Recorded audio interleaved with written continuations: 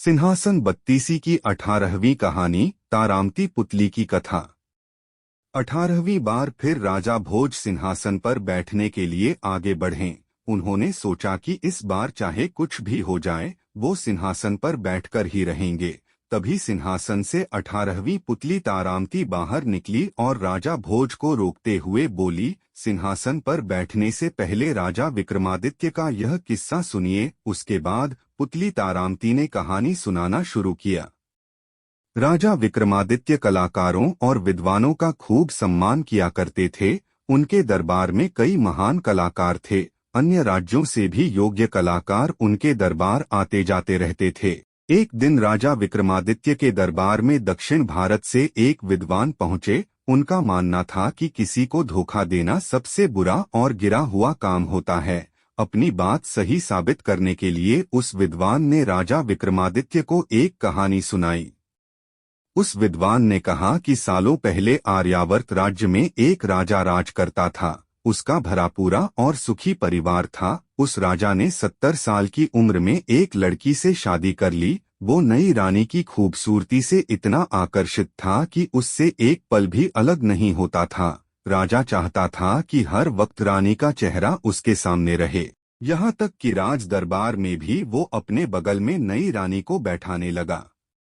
नई रानी को बगल में बैठा देख कई लोग राजा के पीठ पीछे उनका मजाक बनाने लगे। राजा के महामंत्री को इस बात का बहुत बुरा लगता। एक दिन अकेले में महामंत्री ने राजा को इस बात की जानकारी दी। उसने राजा को कहा कि अगर वो हर पल रानी को अपने सामने देखना चाहते हैं तो उनकी एक सुंदर तस्वीर बनवाकर राज दरबार में सिंहासन के सामने लगवा लें। जैसे कि राज दरबार में राजा के अकेले बैठने की ही परंपरा सालों से चली आ रही है। ऐसे में रानी को राज दरबार ले जाना उन्हें शोभा नहीं देता है।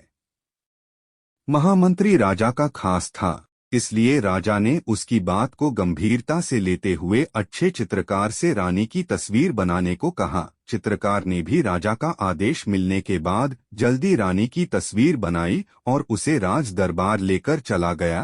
राज दरबार में जब लोगों ने रानी का चित्र देखा तो हर कोई चित्रकार की तारीफ करने लगा। उस चित्रकार ने रानी की तस्वीर ऐसी बनाई थी कि वो तस्वीर एकदम असली लगती थी। राजा को भी रानी की तस्वीर बहुत पसंद आई। तस्वीर को निहारते हुए राजा की नज़र चित्र में रानी की जंघा पर गई। उस जगह पर चित्रकार ने एक तिल बनाया था। राजा को इस बात पर काफी गुस्सा आया। उन्हें लगा कि चित्रकार ने जांघों में तिल कैसे बना दिया। यह सोचकर राजा को बहुत गुस्सा आया और उसने चित्रकार से इसको लेकर सवाल पूछा। जवाब देते हुए चित्रकार ने कहा कि प्रकृति से उसे ऐसा गुण मिला है कि वो छिपी हुई बातें भी जान सकता है। इसी गुण की वजह से उसने यह तिल बनाया। साथ ही तिल से तस्वीर की सुंदरता भी बढ़ती है, इसलिए उसने तिल बनाया है। राजा को उसकी बात पर भरोसा नहीं हुआ। उसने बिना देर किए जल्लादों को बुलाया और चित्रकार को जंगल ले जाकर मारने का आदेश दे दिया। साथ ही उसकी आंखें निकालकर राजमहल लाने को भी कहा। भले ही राजा को चित्रकार की बात पर भरोसा नहीं था, लेकिन महामंत्री को चित्रकार की बात पर विश्वास था। ऐसे में जंगल ले जाने के बाद मंत्री ने जल्लादों को धन का लालच देकर चित्रकार को रिहा करवा दिया। साथ ही उन्हें यह सुझाव दिया कि सबूत के तौर पर वो किसी हिरण की आंखें ले जाकर राजा को दे दें। इसी बीच महामंत्री चित्रकार को अपने घर ले आया और वो रूप बदलकर महामंत्री के घर में रहने लगा। इतना सब होने के कुछ दिनों बाद राजा का बेटा शिकार करने के लिए जंगल गया। तभी उसके पीछे एक शेर पड़ गया। राजकुमार अपनी जान बचाने के लिए एक पेड़ पर जा चढ़ा। पेड़ पर वह बैठा ही था कि उसकी नजर वहां पहले से ही बैठे भालू पर पड़ी। राजकुमार और डर गया। उसको डरा हुआ देखकर भालू ने कहा, तुम डरो मत, मैं भी तुम्हारी तरह ही पेड़ पर शेर को देखकर चढ़ा हूँ। इसी बीच भूखा शेर उसी पेड़ के नीचे उन दोनों पर नजरें जमाकर बैठ गया। काफी देर तक पेड़ पर बैठे बैठे राजकुमार को नींद आने लगी। यह देखकर भालू ने राजकुमार को अपनी तरफ आने का इशारा किया और कहा कि वो थोड़ी देर उसका सहारा लेकर सो सकता है। भालू ने राजकुमार से कहा कि जब तक तुम सोओगे मैं तुम्हारी रखवाली करूंगा, फिर तुम जागने के बाद मेरी रखवाली करना और मैं सो जाऊंगा। राजकुमार ने भालू की बात मान ली और वो सो गया। इसी बीच शेर ने भालू को फुसलाते हुए कहा कि वो और भालू जंगल के जानवर हैं और उन दोनों को एक दूसरे का साथ देना चाहिए। मनुष्य कभी जंगल के जानवर के दोस्त नहीं हो सकते हैं। यह सब कहते हुए शेर ने राजकुमार को नीचे गिरा देने की बात कही, लेकिन भालू ने शेर की बात नहीं मानी और कहा कि वो राजकुमार के साथ धोखा नहीं कर सकता है।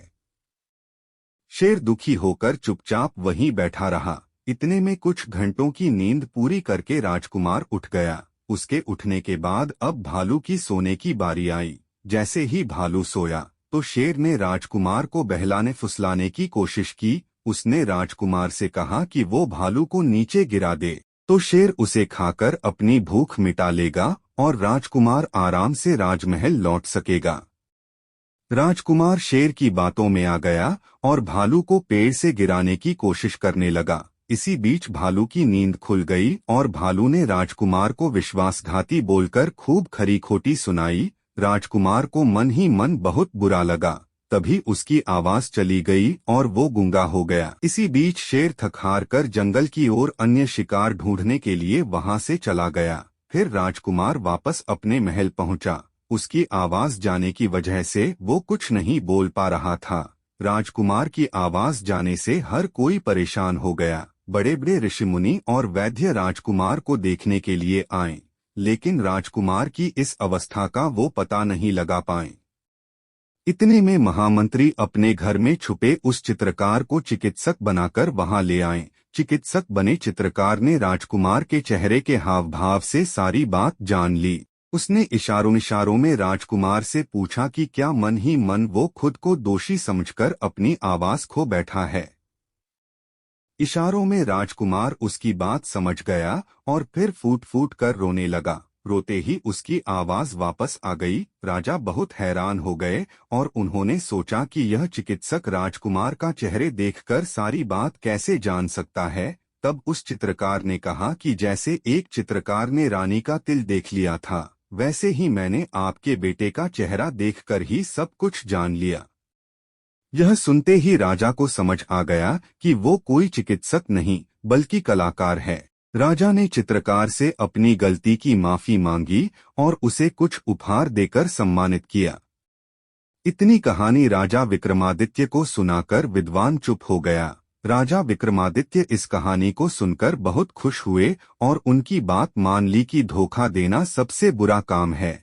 इसके बाद राजा ने विद्वान को 1,00,000 सोने के सिक्कों से सम्मानित किया। इतना कहते ही 18वीं पुतली तारामती ने कहा कि अगर तुम में भी दूसरों की बातों से सहमत होने और दूसरों की बातों का सम्मान करने का गुण है तो तुम इस सिंहासन पर बैठ सकते हो। इतना कहकर 18वीं पुतली तारामती सिंहासन से उड़ गई और राजा भोज एक बार फिर सिंहासन पर बैठते बैठते रह गए। कहानी से सीख: किसी के साथ कभी धोखा नहीं करना चाहिए। विश्वासघात का अंजाम बहुत बुरा होता है। आगे की कहानी दूसरी वीडियो में देखेंगे। ऐसी ही मजेदार वीडियो देखने के लिए हमारे चैनल को सब्सक्राइब करें।